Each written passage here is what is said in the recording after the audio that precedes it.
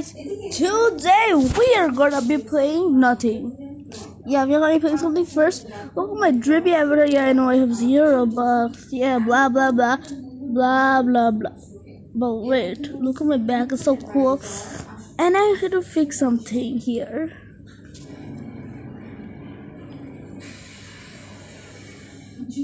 I had to go and get a cab.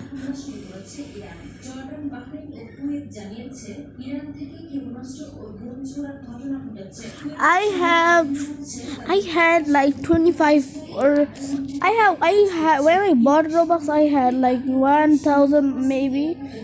I don't know, 1,000 or 100, I don't remember. Yeah, but I do have Robux. But not now. Oh my goodness.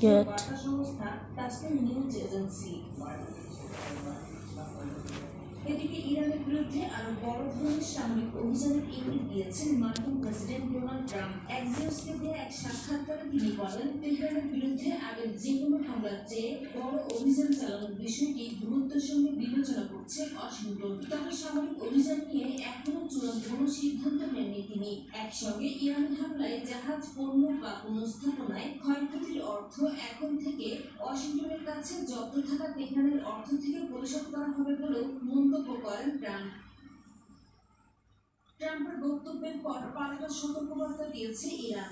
দেশটির পররাষ্ট্রমন্ত্রী Abbas Araghchi বলেন, যুক্তরাষ্ট্রের এমন আগ্রাসী পদক্ষেপ শেষ পর্যন্ত ট্রাম্পের জন্য বড় ক্ষতির কারণ হবে। ইরানের পার্লামেন্ট স্পিকার বাকার গালিবাফ দাবি করেছেন, ইরানকে চাপ দিতে গিয়ে যুক্তরাষ্ট্র নিজেই জ্বালানি সংকট তৈরি করেছে। সংঘাতে প্রভাব পড়েছে যুক্তরাষ্ট্রের অভ্যন্তরীণ রাজনীতিতেও। ইরান যুদ্ধে যুক্তরাষ্ট্রের অংশগ্রহণ বন্ধের প্রস্তাব সিনেটে বাতিল হয়েছে। নতুন জরিপে দেখা গেছে ট্রাম্পের ঘনিষ্ঠ সমর্থকদের মধ্যেও যুদ্ধের পক্ষে সমর্থন আগের তুলনায় কমে গেছে। একই সময়ে ইরানের হামলায় রাশিয়া সহায়তা করেছে কিনা তা তদন্ত করছে মার্কিন গোয়েন্দা সংস্থাগুলো। মধ্যপ্রাচ্যে উত্তেজনা নিয়ে উদ্বেগ জানিয়েছে জাতিসংঘ। মহাসচিব আন্তোনিও গুতেরেস বলেছেন, পরিস্থিতি নিয়ন্ত্রণের বাইরে চলে যাচ্ছে এবং অঞ্চলটি বড় ধরনের সংঘাতের দিকে অগ্রসর হচ্ছে। তিনি হরমুজ প্রণালী ও বাব আল মানদেব দিয়ে নৌ চলাচল পুনরায় স্বাভাবিক সমাধানের আহ্বান জানিয়েছেন। Now let's join a game. Let's join. It took me total 2 minutes. Let's do this one now. This one. Oh, let's do it into Yara.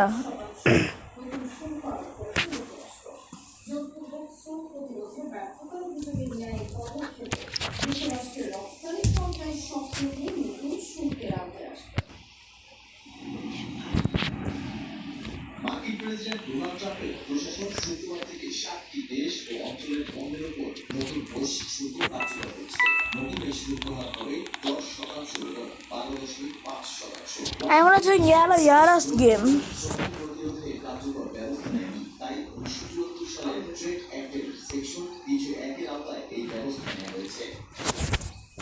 এশিয়ার বড় রপ্তানিকারক দেশগুলোর বেশিরভাগই নতুন শুল্কের আওতায়। ভারত, বাংলাদেশ, পাকিস্তান, মালয়েশিয়া, ইন্দোনেশিয়া ও শ্রীলঙ্কার পণ্যে 10% শুল্ক আরোপ করা হয়েছে।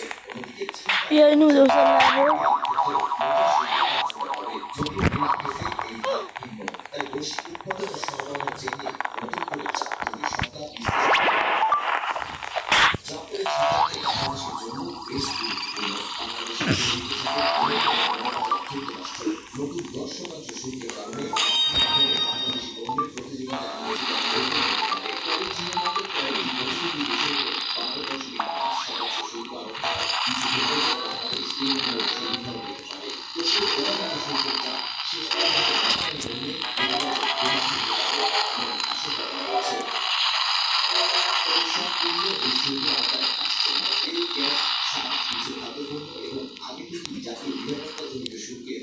ইস্পাত, অ্যালুমিনিয়াম, তামা ও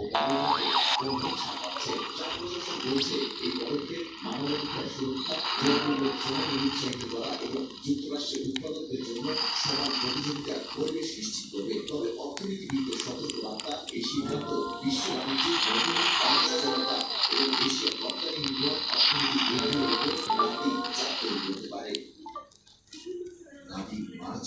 সময় সংবাদ। সৌদি আরবে ওমরা পালন করতে যাওয়ার পথে মর্মান্তিক সড়ক দুর্ঘটনায়